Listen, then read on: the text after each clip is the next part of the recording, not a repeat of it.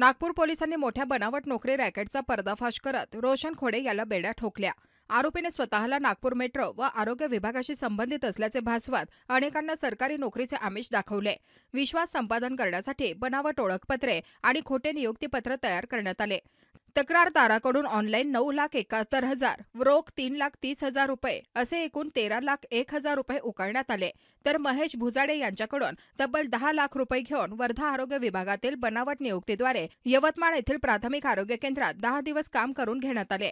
दिनेश बर्वे, कविता बंद्रे, प्रीती पेदराज, राकेश पेदराज यांच्यासह इतर पीडितांकडूनही पैसे उकळून एकूण 37,62,000 रुपयांची फसवणूक झाली। गुप्त माहितीच्या आधारे पोलिसांनी पथक पाठवून आरोपीला अटक केली। त्यांच्यावर भारतीय दंडविधान कलम 420, 406, 465, 467, 471 आणि 506 अंतर्गत गुन्हा दाखल झाला। ही कारवाई पोलीस आयुक्त व वरिष्ठ अधिकाऱ्यांच्या मार्गदर्शनाखाली झाली। दरम्यान अशाच एका वेगळ्या घटनेत आमदार संदीप जोशी यांच्या नावाचा गैरवापर करून 4.5 लाखांची फसवणूक करण्यात आली।